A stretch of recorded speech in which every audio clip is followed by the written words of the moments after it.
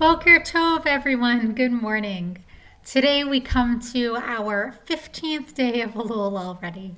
And we begin, as we do each morning, by singing the words of Achat Sha'alti, singing the words of seeking for God, for connection, for one another. Achat she'alti meit Adonai ota avakesh. Achat she'alti meit Adonai ota avakesh. Shivti beveit Adonai kol yemei chayai lachazot benoam Adonai ulevaker beheichalo lachazot benoam Adonai ulevaker beheichalo. This morning, we are hearing a reflection by our very own Hannah Brooks, who is an aspiring, a lot of things, but among many of them, an aspiring musician. And she talks about the way in which art has inspired her and has been helpful to her during this pandemic. We're going to hear her words in just a small piece of a song that she's working on writing. Hi, I'm Hannah Brooks, and I am a part of Speedy as the Speedy president. And if you don't know me already, I have been in the youth and teen choir for most of my life, since 3rd grade, and I enjoy singing and musical theater, and I'm the daughter of Susan and Bill Brooks and the sister of Alex Brooks. The question I decided to answer was, what art form have I been using that's inspired me during the pandemic? And my art form has been songwriting. I've been taking songwriting classes with my favorite songwriting artist, Desi Oakley, and she told me to just play around with the piano. It could just be like one note of a song. But I figured out how to play chords somehow. And I've written one song on the piano, and now my goal is to have an album eventually. An EP is what they call it. I'm gonna share this song I wrote called Love, and I kind of wrote the piano. I haven't even recorded it yet, so you're seeing it firsthand before it's recorded, and I hope you enjoy. All it takes is a step towards love to heal the world. Why can't we see one another as whole? We stick with what we know. Why, oh why can't we love and show our hearts and lift each other up? We were all created for a reason, to love and forgive. So why can't we live in love, in love?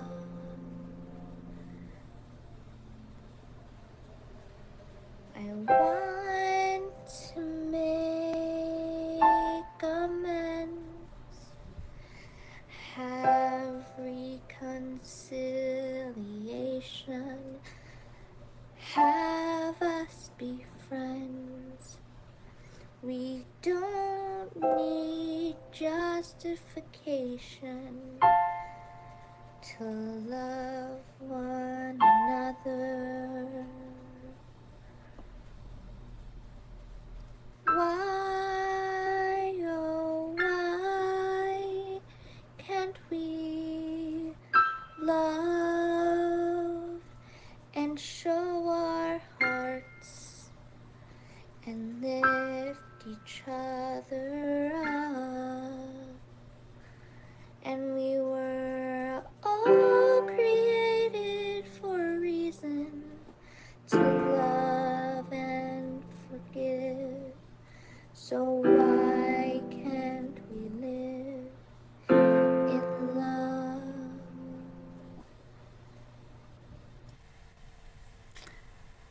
We thank you, Hannah, so much for sharing your beautiful song with all of us, and we can't wait to hear the rest of it when it is complete.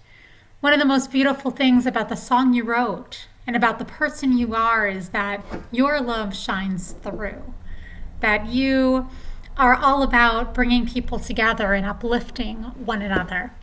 And one thing that I want to share with everyone, I know it's not part of the Elul reflection, but there's something else that Hannah did this past summer, which is she took part in the Hartman Institute in a study program along with Jordan Davidson.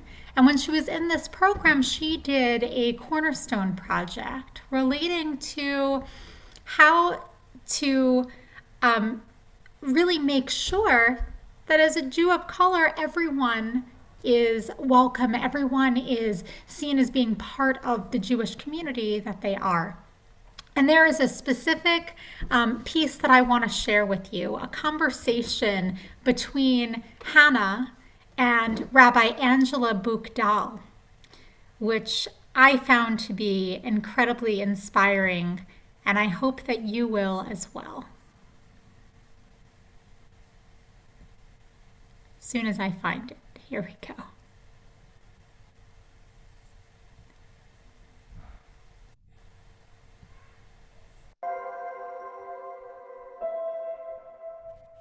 Did you find your identity as a mixed Jew, or did you lean towards one side of your family over the, like, your Korean side over your white side? Like, I'm kind of dealing with, like, do I lean? I look white, but like my dad's actually really dark and a black man. So like, how did you find? What did it take for you to find your identity?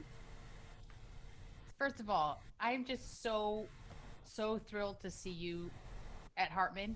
Like, because one of the issues that have happened is people say there are no, Jews of color out there because we've somehow managed to make most Jews of color not feel super comfortable in traditionally, you know, Jewish spaces, honestly. And so I know that you must be already a person of courage and real inner confidence that you're even here. So, Kola Kavod, congratulations. And I'm so glad to see you. And thank you for asking the question. Um, you know, people like you and me, um, I think that there are ways that we might get more questions and feel that we are wearing our multiple identities literally on our face. I got questions all the time, and I would respond to it in different ways depending on, frankly, my mood and my age. There were times when people would ask me questions, and I was so angry that I had to keep explaining myself. There were times that people thought they were being very welcoming by asking me all the time, "Hey, are you Jewish? Where do you come from?" And at a certain point, I didn't want to have to keep having to educate them or explain to them. And there were times that I wanted to walk away. This is partly where your personality matters a lot. Like my sister, who had a very similar background to me, obviously grew up in the same home. She also went on Bronfman when she was older. She's basically completely left the Jewish community because she's found it just too hard to have to explain herself all the time. And she had some very negative experiences with more traditional Jews who rejected her identity. And she just sort of felt like, if that's going to be the way this is, I don't need to keep fighting it. For me, I'm a little bit more of a fighter. So my response was, I'll just show you how Jewish I am. I'll become a rabbi. That wasn't exactly why I became a rabbi, but I would say that just gives you a little insight into the way we kind of differently approach this. Here's what I would say that I've come to understand, and coming to feel comfortable in my Jewish identity is not something that happened overnight. It was over many years. And what I'd say is, as I spoke with more and more Jews, I came to understand that even though it's very obvious that I'm wearing multiple identities, that I came to understand that almost every Jew is navigating multiple identities in one way or another. Not all of them are racial or cultural. Some of them are being Orthodox and being gay, or being Orthodox and being a feminist and feeling that there's some tension in these identities, or being, from a different country and having it, or, really thinking of themselves as someone who doesn't believe in God, but also being observant in some way. I think that people are very complex, and people are often navigating multiple identities that they're trying to make peace with in some way. And when I was growing up, I used to think, in terms of which one do you lean on, there's the stuff that people impose on you because they look at me and everyone sees me as an Asian woman. I can't hide that. But I would say that there was the kind of internal sense that I felt like at a certain point, when I was identifying more Korean, that somehow I lost my Jewishness. And when I identified Jewishly, that somehow I was losing my Koreanness. And I guess I started to understand that no, they are speaking to each other, and they're always speaking to each other. And I'll never stop being a Korean Jew, and thank God for that. And you'll never stop being a Black Jew, and we need that. Thank God for that. You bring a different perspective. I guess the last thing I'd say is that at one point, someone said to me when I was in college, after I had led services, because I lead services, she said, Angela, you just look Jewish to me now. And I think she meant that as a compliment, but I was really bothered by that. And it has stuck with me 30 years later because I felt like, what? So I didn't look Jewish before, but now I look Jewish. I knew that in her mind, looking Jewish meant that I no longer looked Korean really anymore to her. And it was, I wanted her to accept my wholeness of identity and not to subsume one under Jewish. And I hope that you will be able to make peace with how your Blackness makes you the Jew that you are, and that that's a gift to our community, and that you should understand that historically, Jews have been navigating multiple identities for all of our history.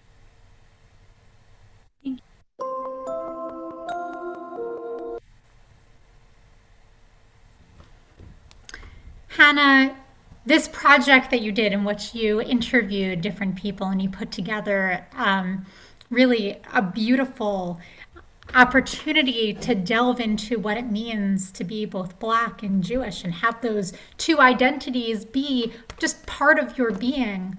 It's beautiful, and I'm so grateful for the work that you've done in this interview with Rabbi Angela Bogdal that you've brought to our community to awaken us all to the importance of uplifting each individual in the totality of who they are as a Jew.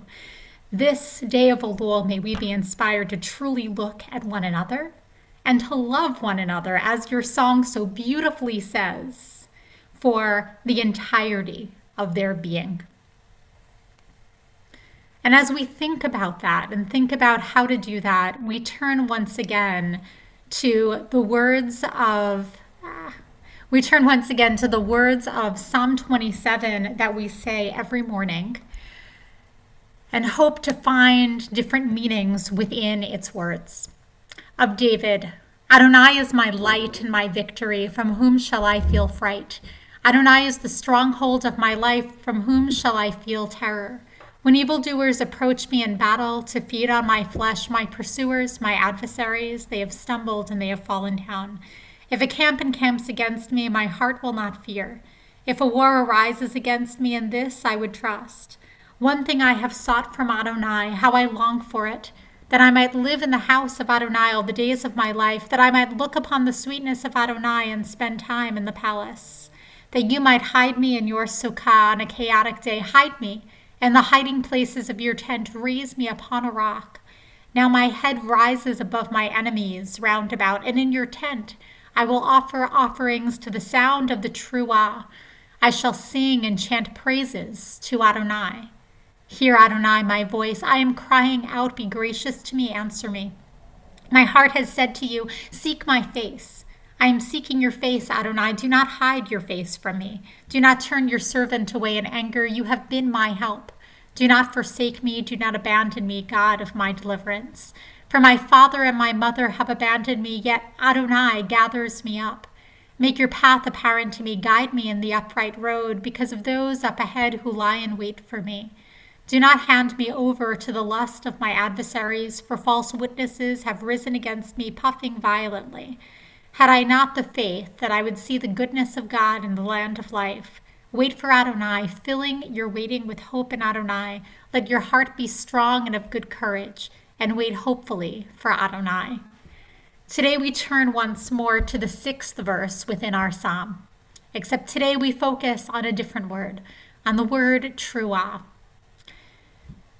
Now my head rises above my enemies round about, and in your tent I will offer offerings to the sound of the truah, to the sound of the shofar blast. And today, Deborah Robbins speaks about being ready for the sound of the shofar. In her book, she writes, I see the word on the page, and sound reverberates in my ears, truah, the shofar. In my memory, the word and the sound of the ancient horn are one, insistent and incessant, awaiting my reply. I remember the sound of the shofar and a rule. Hear the shofar, not its echo, the rabbis teach. Allow the authentic sound to vibrate in my ear, resonate in my heart, speak to the core of my soul, evoke my response. The printed word, truah, appears almost at the center of the psalm, but not quite. It's off center, like me, in the month of Elul. This truah is a pre-echo to help prepare, to call and response prayer. The emblematic and anthemic sound of the season. Primal, it emerges from the raw horn of the ram. During Elul, it foreshadows the sound I will hear at the center of the season. 100 shofar blasts on Yom Teruah, on Rosh Hashanah. The sound of human breath, of life, of sadness and loss, angst, the pounding of my heart. And on Yom Kippur, the giant blast of Tekiah Gedolah, the sound of release, of renewal, of hope, the possibility of peace. I will be ready. I will hear the call and offer my response. I will give thanks to God, the sound at the center. Today we hear the word, or we hear the sound of the truah, the sound of the shofar's blast, and allow it to reverberate in our soul as we prepare for Yom HaTruah, that day that is approaching in just 2 weeks from now.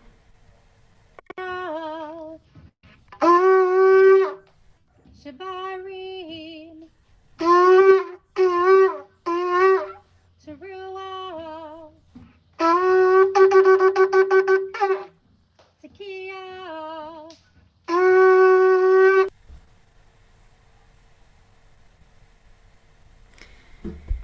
Hearing the shofar each day, I know is truly meaningful for me. Just to have that awakening, to have that awareness about these days that are approaching, about this opportunity that lays before us, this call to opening our hearts, to embracing one another. And so I just want to thank so many of you for being here this morning to hear Hannah's words and to work through this month of Elul together. Good morning to Diane and Elliot and Debbie, Jay and Donald and Sunny and Rosalind, Gail and PV, Marla and Bonnie, Susan and Michelle and Tom, Donnie and Riva and Karen, Jody and Carrie and Baruch and everyone else who is here this morning. And Debbie, it is so wonderful to have you here to be able to embrace and uplift one another. And this morning, as well, as we are with one another, we offer words of healing because we know that there are so many people in this world who are in need of healing of mind, healing of body, and spirit. Perhaps we are in need of some kind of healing as well.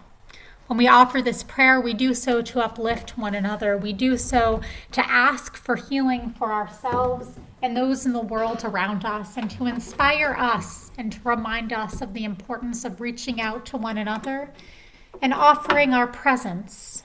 Because truly, when we are having a hard time, just simply being present, not having answers, but being present with one another means so much more than we could possibly know. We offer the words for Lisa Levine's Misha Berach.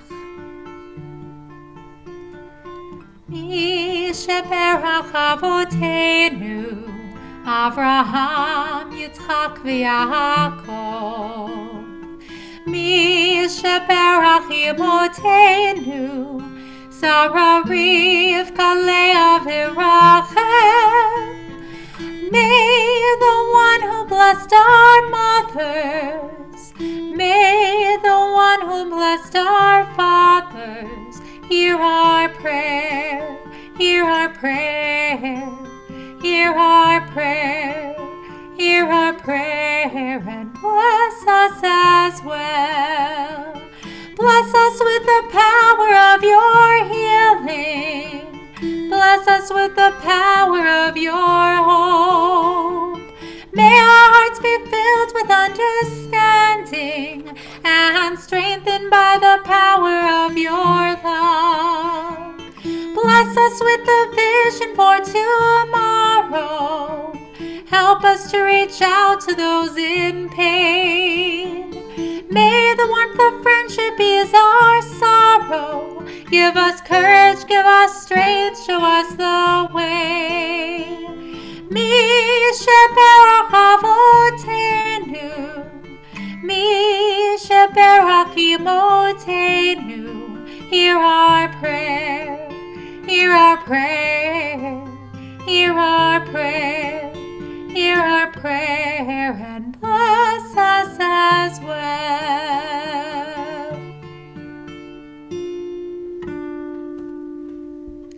I hope everyone has a wonderful day, and I look forward to coming to Shabbat, coming together as a community at 7 p.m. tonight. I look forward to seeing you then.